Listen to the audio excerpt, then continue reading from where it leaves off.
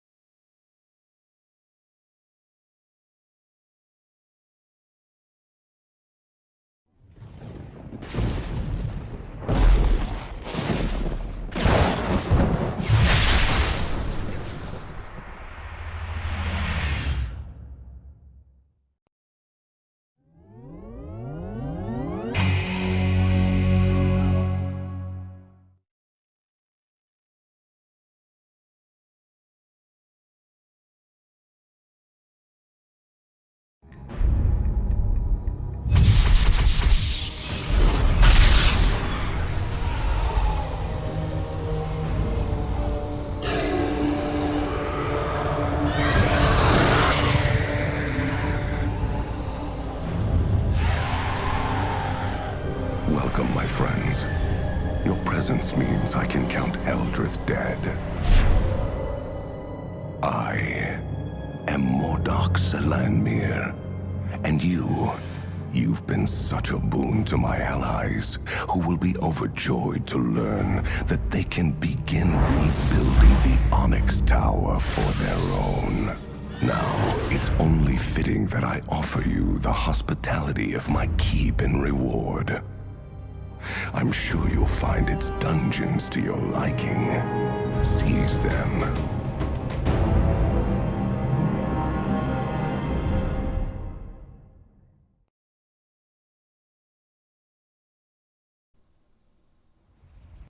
So I guess that's the hero's reward for saving Baldur's Gate in the first game. Greetings and salutations, viewers. Vauldemare here with another game from my collection. This time it's Baldur's Gate Dark Alliance 2 for the PS2.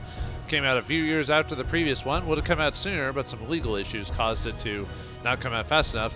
And I'm also doing this because this game was re-released on PC and Switch not too long ago, and I thought, hey, it hadn't been that long since I played the previous one. Let's play this at the same time and hit those precious algorithms. I mean, because I wanted to play it. No, I generally wanted to play it. Just happened to be convenient at the same time. So Dark Alliance 2 takes place sometime after the first one. The heroes of the previous game have been gone, and now we got a whole new set of heroes. So let's start on into it. Let's go to the option menu. I think everything is good. The only thing I want to turn off, keep vibration off.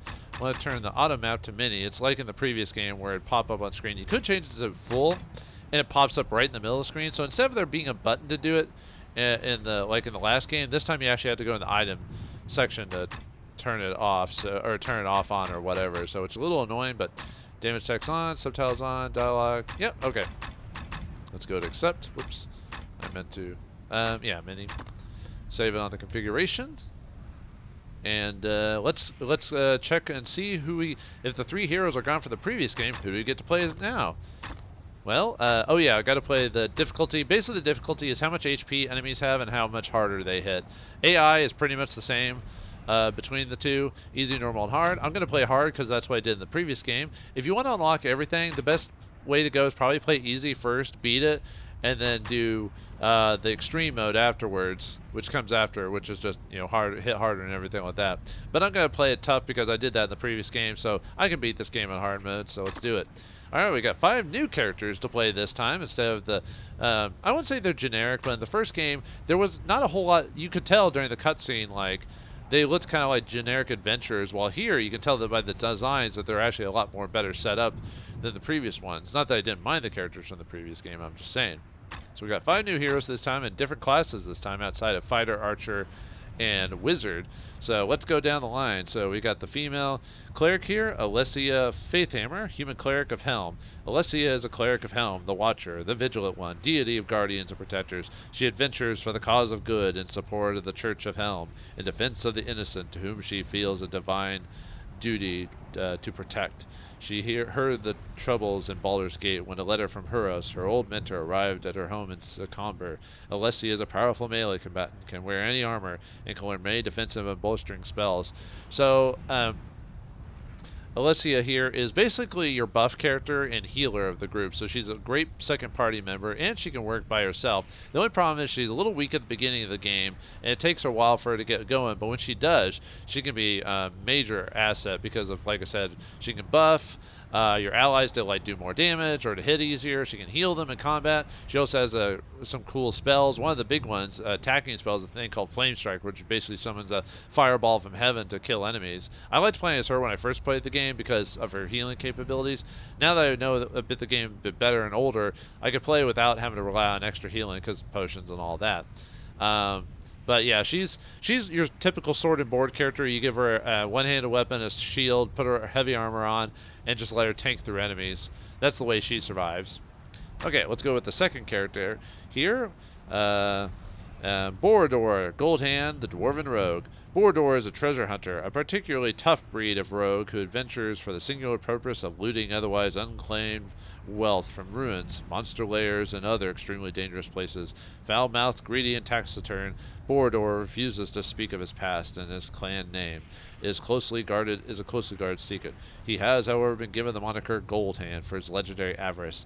Baldur is a decent combatant who excels with a crossbow and has numerous treasure hunting abilities that allow him to foil traps and collect extra loot from monsters and chests. Like many dwarves, he also has a penchant for explosives. He cannot wear a shield or a medium or a heavy armor without training. The Dwarven Rogue, you play him if you want to have a decent long game. Long game is in ranged combat with his crossbow. Unfortunately, there are enemies in the game that are highly resistant to the crossbow, so you want to give him a hand weapon and a sword, a shield eventually through the feats abilities. The Dwarven Rogue, his big thing is, like I said, is he adds extra. You get extra gold from treasure. And he has an ability that allows him to reduce the cost to making magical weapons in the game. That's a new feature. I'll go over that whenever we get to that in the actual game. And making weapons in this game is very expensive. So choosing the Dwarven Rogue is a maybe first-time player or a later player if you want to min-max your gold expenditures and stuff like that. I haven't played him too often, but I know the gist of him. Like I said, I usually play her or another character. But so that's a good option there. So, all right, let's go to the next character on the list. Let's go with the big man here. Dorn Redbear, the human barbarian. Dorn is a massive, carousing, thrill-seeking barbarian from one of the many tribes that roam the plains of the western heartlands. He adventures the world for glory and the sheer thrill of it, hoping to drink as much liquor and land as many women as he can in the process. My man. Dorn is an exceptional melee combatant who earns many powerful special attacks. As a barbarian, he is fleet of foot and able to go berserk in battle, but cannot wear heavy armor without training. He starts out with two-handed weapons, so basically one in each hand. His big thing is he can use great weapons, two-handed weapons, and long weapons as well, I believe. His big thing, though, is that by Act 3, when you get special feats, he can actually end up wielding two great weapons in both hands. And great weapons are supposed to be hands that you use with both your hands instead of a single. But he can wield one in both hands and do a ton of damage. So that's the best way to build him. He can go sword and board, but I usually don't like going sword and board. I usually go sword and board with the cleric. But with the human barbarian. But yeah, he is your melee fire. If you just want to go hack and slash and not do any cool, well, not saying he doesn't have cool tricks, but he's mainly just press the X button until you win, that type of thing. So he might be a good starting character for anyone in first time playing the game. And then we got a Drow here. You look like Dritz from that you could unlock from the previous game. Well, actually, she's from the same land he's from. Vadra Usweir, Dark Elf Monk. Vadra fled Menzoberranzan when her family fell under attack by a coalition of other noble houses, driven by a cruel mixture of rigid honor and seething hatred. Vidra now adventures to their home to hone her already deadly martial skills, all in preparation for a triumphant and bloody return. Her half-sister Ulua awaits her arrival in Baldur's Gate. Vidra intends to use the troubles there for her own benefit. As a monk, Vidra is a quick, hard-hitting combatant who can learn a wide variety of special attacks and abilities. She cannot wear a shield or a medium or heavy armor without training and cannot use great weapons, so she can't use like a big old great sword or something like that. As a monk, her big thing is using her fists and long weapons. Fists, she can build her up to attack multiple times in quick succession. I think she can get the most attacks in the game at 6 if you max out her close combat stat. Really nice, especially in the early game. She's a good all-around character that can last to the end of the game. Maybe I don't know if the strongest fire, that's probably Dorn there, but she's a very solid build to play. But she might be one of those you wait until you figure out the rules first, just so you know like how she works out. But I like playing as her as well. Although my favorite character, I don't know if I'll play him for this run, but one of my favorite characters is the next guy we got here, is the Moon Elf Necromancer, also known as Usran Arundril. The brooding, mysterious Usran has few memories to speak of, stumbling into the gray cloaked village and being wordlessly turned away by his Moon Elf kin. There, carrying a black tome, presumably his, from which he learned his name and trade, Necromancer, a wizard specializing in the dark art of death magic. Wandering in search of his identity, Yusran finds himself strangely compelled to aid those he comes across. While traveling to Baldur's Gate to seek answers from the well-known sage Umdil, he hears of the troubles plaguing the great port city. Yusran is a potent spellcaster. Despite his poor physical combat ability, can grow to become awesomely powerful. As our necromancer has chosen evocation as a school of opposition, he is very skilled with spells that create and modify or destroy a life force, but cannot use spells such as fireball or lightning bolt. He cannot wear any armor without training or wield great weapons or bows. So yeah, he had done his range game is magic, my friend. Magic, magic, magic, magic. Yeah, as a necromancer, evocation is not his thing, so no fireball, lightning ball, or anything cool like that. However, necromancy has his own benefits. He can drain life from people, he can debuff them with enervation, and he can also summon extra people with the help of like summon undead like skeletons and stuff like that, so he can get extra combatants. So that's a way for him to survive the early game. He's a little bit better at the cleric just because of his spells, but yeah, you want to pump up his magic stat as high as you can so you can cast spells all the time. I like playing as him most of all just because I like playing as magic users. But they're all got benefits. So who do we choose to play this adventure as I record for y'all? We're going to go with the Dark Elf Monk, or in this case, the Sunburned Elf. You'll get the joke when I run across it in the game.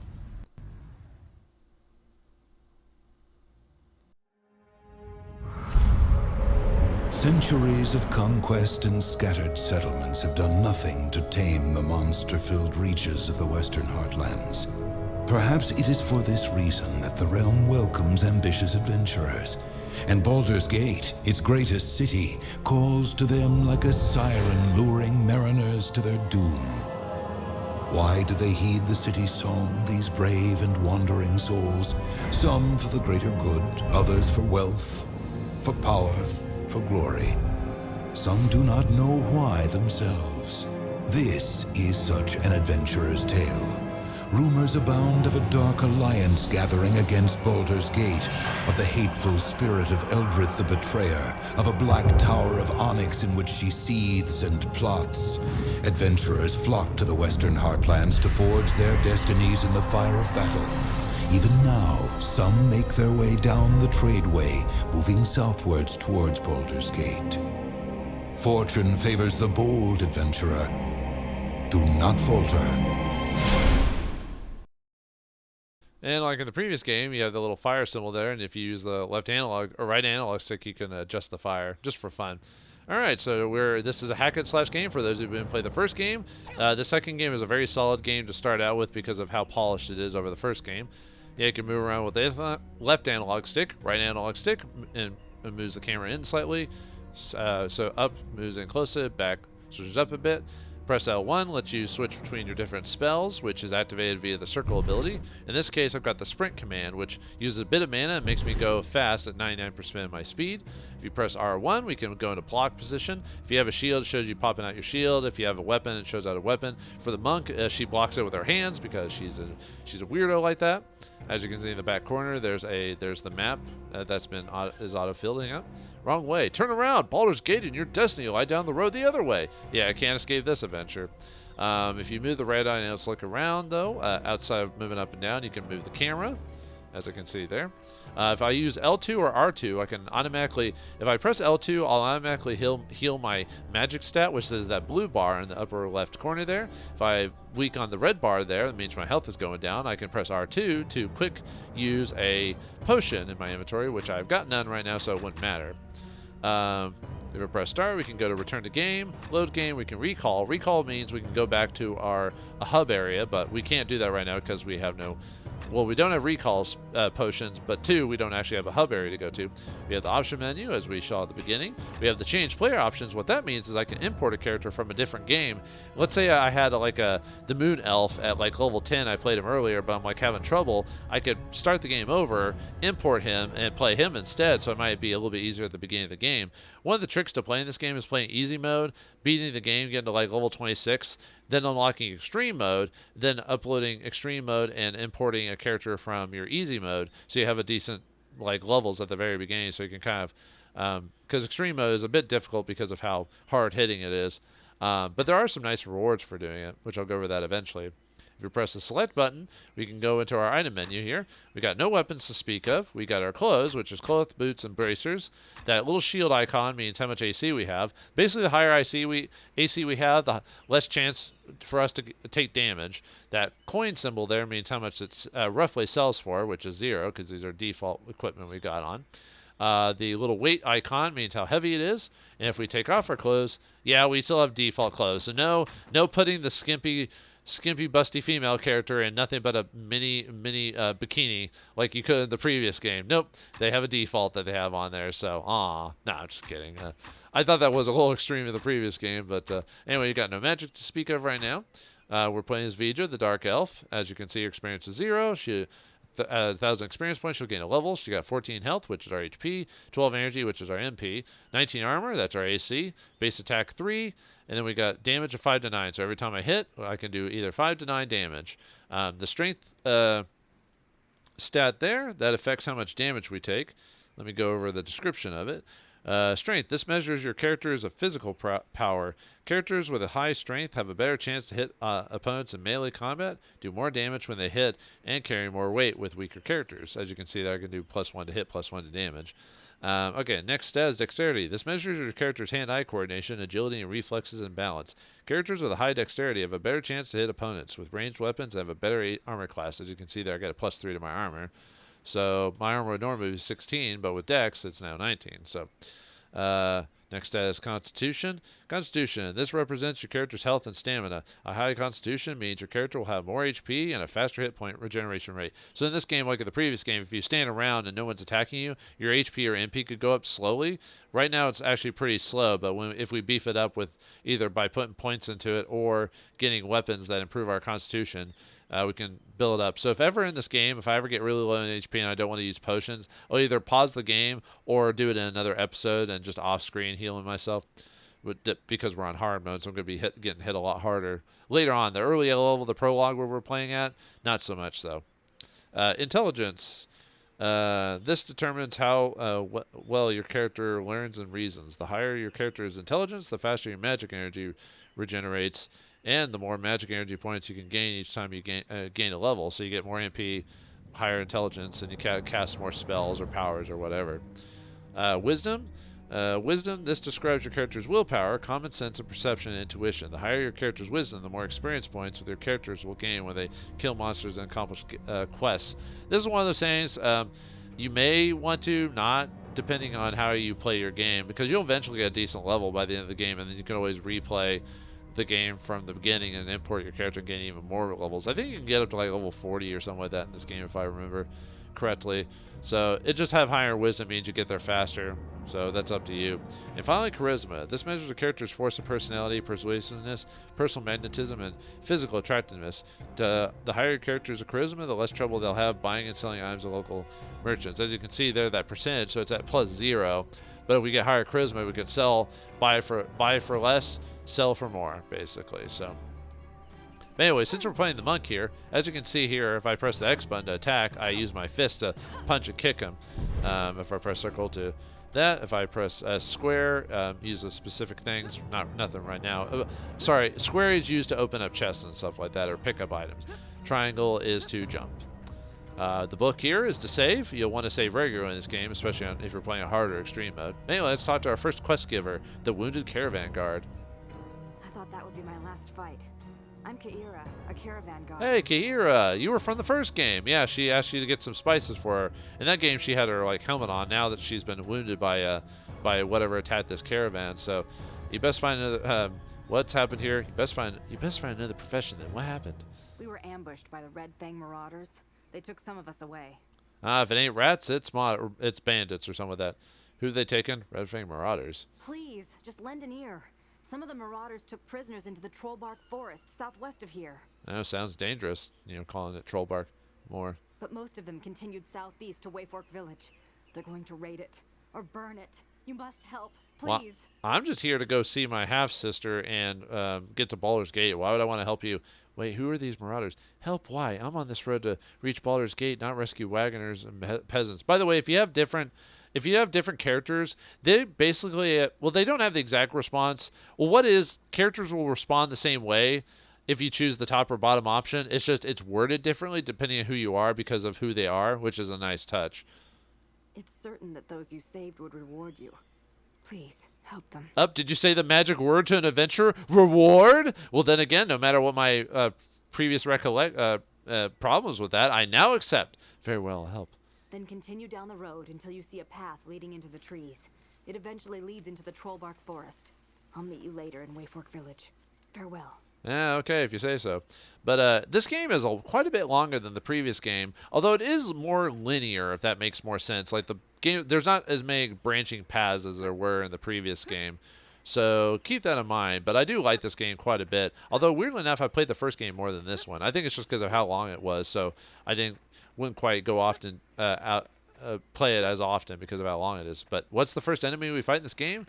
Goblins! And we kill them easily, but that's because it's the prologue area. So instead of rats, like in the first game, we get to fight goblins. So very nice. All right. Oh, let's block. Yeah, blocking will either reduce damage to 0 or at least little, depending on the damage of the creatures. I'm picking up rejuvenation potion and we got a bow as well.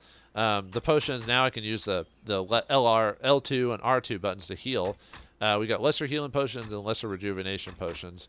So I think they heal up, I think it's like 20 or 25. I'll have to look that up again every time you use them. And unfortunately, yeah, in this game, potions, well, they did in the last game too. Potions weigh stuff, so that you have to be careful depending on like what your strength character is. We also got a shoddy short bow. I could have equipped it. Oh yeah, and in this game, there's descriptions on what weapons, what their condition are. So in this case, we got a shoddy bow, which affects the damage. A shoddy bow, if I recall, does 0.5 times damage to your weapon, which means it actually is weaker than a standard weapon. So you want to not keep shoddy weapons. You'll get shoddy weapons at the beginning because that's just how it is. But the different variations of weapons are shoddy, normal, fine, remarkable, superior, grand, imperial, and flawless. And that improves their condition depending on what it is. At best, flawless adds 90% to your AC if it's a flawless armor. If it's a flawless weapon, it does 4 times the normal damage. And if it's an amulet or ring, it increases the value. Like if it's either a magic ring or just a ring for treasure and stuff like that. So let's keep going. So in this game, let me show off a bit. So in this game, we no longer have to buy arrows or at least basic arrows for attacking. So we can just keep using arrows as much as we want and not have to worry about it. Yeah, in the previous game, you had to buy arrows. Otherwise, you'd run out. So, oh well. But yeah, so you can equip any bow and just use it. Unless you're the necromancer, of course. So, let's run around. Yeah, I can see all the caravan destroyed and everything like that. Although we're killing all the goblins pretty easily, so I don't know if I can actually get back some of these places. Nope. Oh yeah, there's a little noise effect when they jump. Actually, they'll say something if you stand still. I'll try to show that off later because I've already spent a lot of time just explaining the mechanics of the game. So, oh, come on. There we go. And most of these guys will finish off in like one shot. So I thought there was like, I thought one of these had like a treasure you could get on top of the cart. Maybe I'm misremembering. Ow! Ow! Stop it! What did we get there? Sorry, longsword. Longswords are, part of the hand of, whoa, what was that? That was a weird graphical glitch. Huh. Well, I don't know how that happened. Must be, I have left the PS2 on, and sometimes when you leave the PS2 on for long periods of time, sometimes it'll cause like weird graphical glitches to occur, so that might be the condition. So sorry about that. That was weird, yeah. Ow. Yeah, probably, I'm getting stunned. Unfortunately, that happens every once in a while. If you get attacked by people, that guy was berserked, I believe. That's why he turned red there for a second. But anyway, we gained enough experience for a level. So now I can go over the feats skill in this game. So in this game, as you can see there, oh, that's got a weird another weird graphical glitch. Weird. All right. Well, anyway, we can ignore that for now. So, all right. So in this game, you have feats, and every time you gain levels, you get so many points to use to buy abilities. So we'll go down them. So accuracy basically helps you do more damage when you use ranged attacks like bows and throwing weapons and stuff like that, as you can see there. Armor proficiency allows us to equip heavier armors and shields. We'll want to beef this up eventually. Combat reflexes increases the speed of our attack, so it means I can press the X button and do more hits, which we'll definitely want to beef that up. Got crushing blow, which increases our unarmed damage, which another one we want to do. Each character has some generic abilities that they can use, kind of like in the previous game. However, they've got their own unique stats as well that are unique to them because of their weapons and types. Death blow increases your critical hit. Fists and maces don't have very good critical hit percentages, so this might be something to consider if you want to do that. It's not a high priority. Usually I'll use like crushing blow first.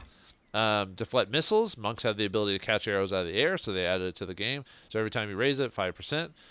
So if they're shooting arrows, you have a chance to straight up block it, even if you're not manually blocking. Dodge increases your AC, it makes it less likely to get hit by the enemy. Diamond Body, that reduces your poison and acid attack damage. When you get poisoned or acided, your HP bar will go down slowly after so many seconds. This reduces how much damage you take if you have Diamond Body. Endurance increases how much we can carry. Evasion improves our damage reduction to magical spells if we get hit by them. Great Fortitude increases your hit rate regeneration, which is very nice. Weapon Focus, which is if you equipped like hand daggers, hand axes, and stuff like that. Improved critical improves our critical hit with our weapons, our melee weapons. Iron Will increases our magic energy regeneration rate. Piercing Strike reduces the enemy's armor class, means gives us a higher chance to hit. Long Weapon Focus is like stabs and spears, allows us to improve the damage for that. Spinning Strike, if we have a staff or any long weapon, we can spin it around us. We basically spin to win. Sprint allows us to run really fast, which I showed you with the circle button. Higher it goes, the faster you are, and for how long. Stunning Blow allows you to possibly stun your targets when you attack them, which is a really nice ability. This is definitely one you want to pick up at some point. Sweep Attack allows you to do the same thing as in Spinning Strike, except with your unarmed attack. Toughness gains you extra HP. Two-weapon fighting allows you to fight with two weapons at once. I usually never give the monk this. Usually Dorn gets it, if anything. Unarmed combat improves our ability to fight barehanded. So higher we go, more damage we do. We also has a chance to stun, which is really nice. And willpower increases our magical energy, how much we can hold and stuff like that. So, all right. Let's see. Oh, and there's a little area over there. I guess you have to jump over there to get there in the first place, I guess. All right, well, let's jump down. Take this, Goblin Man. Ah, he's blocking, so. But not for long, as we crit him in the face with a punch. Punch, kick, it's all in your mind.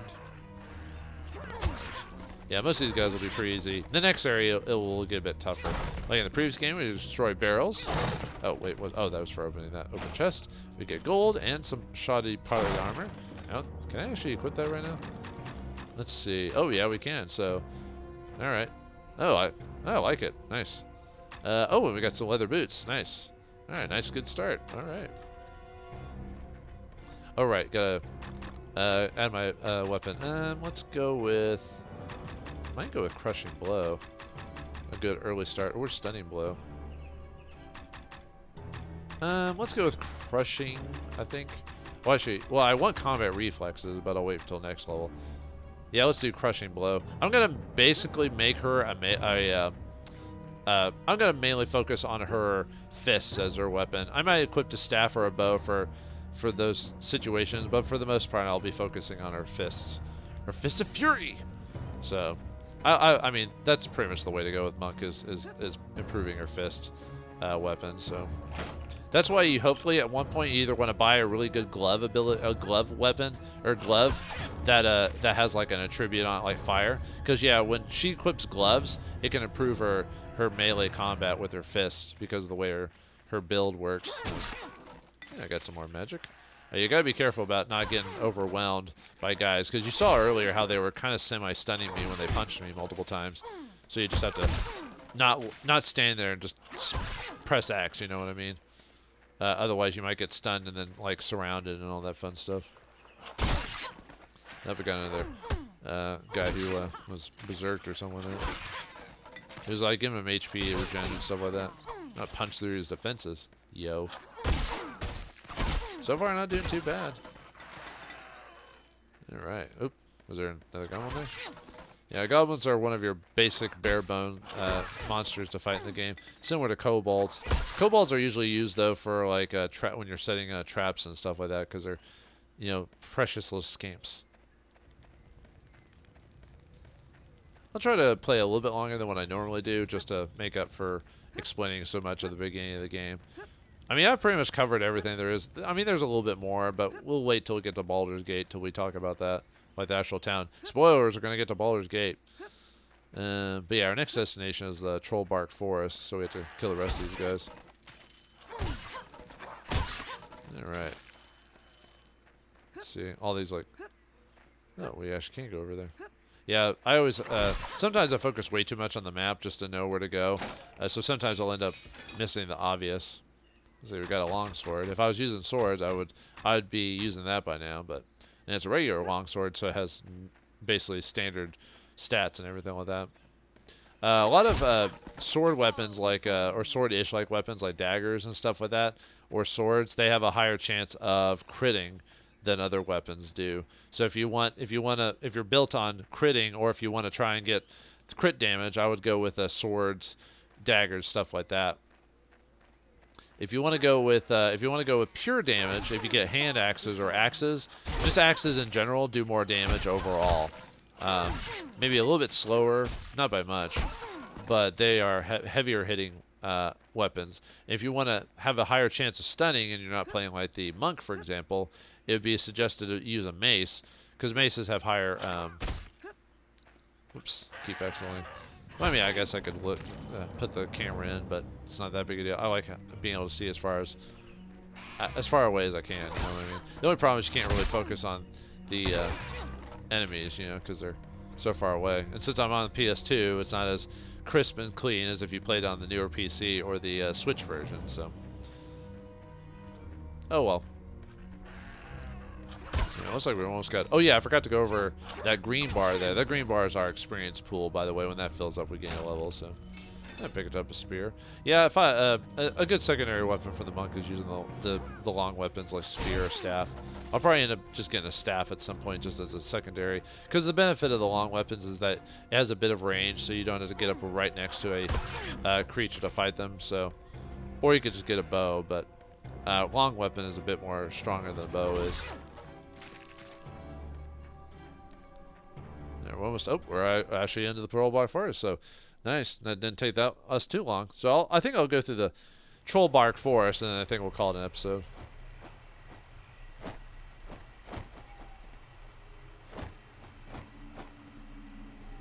That looks like we got crows, a new enemy there. Oh, that's for saving. Never mind. I like how the game is so gratuitous in its violence, and that if you when you punch them, their like liver pops out or something like that, or random flesh. I'm not sure. Up this there's a lot of archers in this area. A lot of times you definitely want to like run away or back off for a bit if you're too many enemies, or if you're the monk, you can just run through them.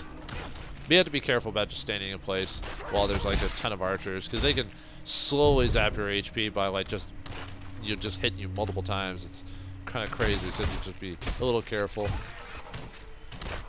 Unless you get the monk's like deflect arrows ability up. Oh, we stunned him. Yeah, see, that's what happens when you stun. It gets an obvious light show on him, and you can start smacking them. So, and I tend to notice it happens more often with a monk than it does with like even when you have a mace equipped. At least from what I've noticed, anyway. Oh yeah, see, like where I was stunned, like no matter how much I was pressing X, I wasn't able to hit. I gotta remember to block more often. It's a bad habit of mine in just any action game. I don't know why. It's like I have an aversion to blocking or something like that. Okay, we gained a level. So let's see. Let's go with combat reflexes. So I'll show you me punching a guy, but you'll notice the clear difference in speed, attacking speed. Oh, we got a new enemy here, a wolf. Or I think it's a dire wolf technically. They're not as, weirdly enough, they're not as bad as the wolves from the previous game. I don't know why. Even on hard mode, these guys don't seem to punch as hard. Maybe it's because we're still in the prologue area, so they don't hit as hard. But I remember the previous game that they were just really annoying with like how quickly they could hit you and do damage to you. Then again, I am playing the monk, and in the previous game I was playing the wizard, so which she was the glass cannon type. So in this case, I'm playing kind of a good middle of the road. I almost thought about playing the necromancer just to play another magic class again, but I was like, you know, let's change it up a bit. Let's not always play wizards. So even if wizard is my favorite class, you think? I mean, I probably should play my favorite class just because it's me recording and no one else. But yeah, like I said, I like changing it up every once in a while. I do like the dark elf. I like her personality is entertaining. I just have to get to a chance where I can either show her hanging around or use up her magic and everything like that. Because characters will be like, hey, why are we standing around and all this other stuff if they're not doing anything. Maybe I'll show that off next episode. I did take quite a bit to explain stuff in this episode, so. Not do too bad against these guys overall. I think, oh, there's treasure this way. Alright, what do we got? Gold and a spear, I think is. But since I'm not equipping my weapons other than my fists. Yeah, you see how much like more hits I'm doing now that I've increased my combat reflexes.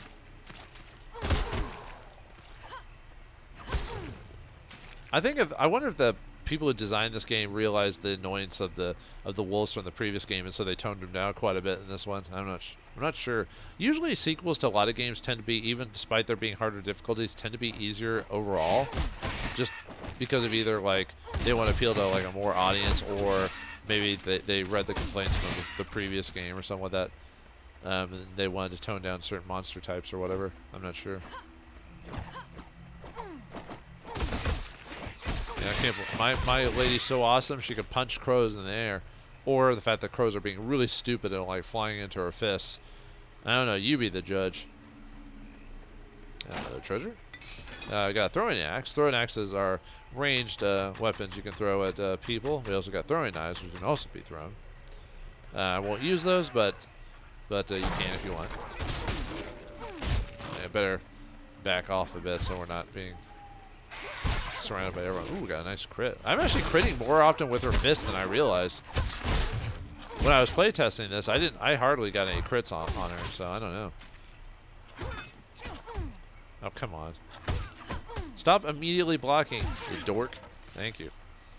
I hate people who block. It's so annoying. It's because it just drags out the combat a bit. There we go, a scimitar. I mean a scimitar, but you know. It's just a different version of a longsword. If I remember correctly, in the previous game they were faster than longswords in terms of their striking. Can sell for quite a bit. Oh man, I am stunning people like regularly here. Nope, come on. Yeah, see those double strikes every time? Yeah, wait till you max out that combat reflexes, then you'll be seeing like well, you could possibly get up to 6 strikes. I'll probably never be able to really show that off because half the time the enemy will either die or you'll get stunned by a monster before you can even show off the 6 attacks. But that's why a lot of people like playing as the monk, because of her ability to do that. Ooh, we got a ring. Is it magical? No, but we can sell it. So that's usually what's going to happen 9 times out of 10 with trinkets like that. You'll just end up selling it. But sometimes you need a little bit. Oh, I think that way must be towards the end of the level, or end of this section, I mean. I don't know if I'll quite get to the end of the prologue. We'll get as close as we can, but back off a bit, because otherwise the wolves will surround me and just start hitting me and possibly stunning me. So far, not doing too bad on hard mode. No treasure over there? Yeah. But we do want to fight all the enemies we can for the experience and everything like that.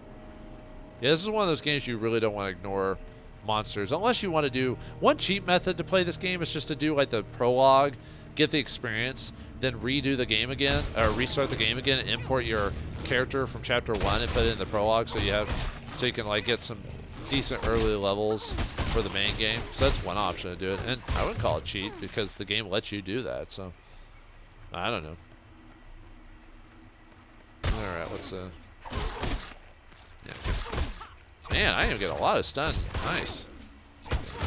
Well, I'm gonna hit someone who doesn't block me. Thank you very much. There we go. Because my AC is decently high, I'm not getting hit as often as I would normally. Maybe bow and arrow users could hit me. Okay, let's sprint towards them. Yeah, one decent trick to do is just either sprint away with her so you don't get surrounded, or sprint towards archers, because then you can take them out before they keep you know, hitting you every other second. So you get as close as they can, so you can start wailing on them.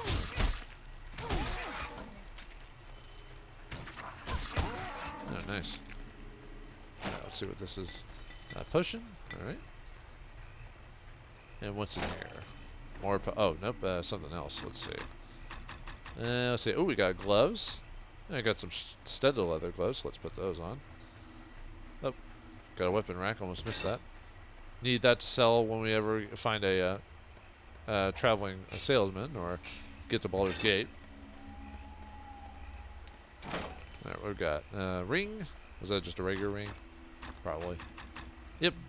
Usually it'll be a while until we get magical rings, unless we're playing in a specific area. Uh-oh. I got turned on fire for a second. Yeah, see that how my life was like slowing down, going down because of that. So yeah, I backed up a bit so I could start taking these guys out without getting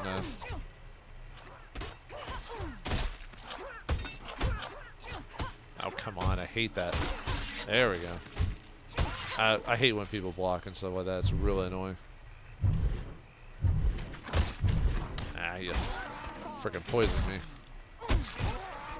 Alright. Oh, we're at our next location. Well, looks like our adventuring days have started off pretty epic for the first part for adventures. Despite us being these high concept characters, we're still at level 1. Can we handle the goblins inside the Red Fang Goblin Lair? Who's inside? Will we make it to Baldur's Gate with our lives intact? Find out next time in the next episode of Baldur's Gate Dark Alliance 2. Thanks for watching. Hope you enjoyed, and I'll see you next time.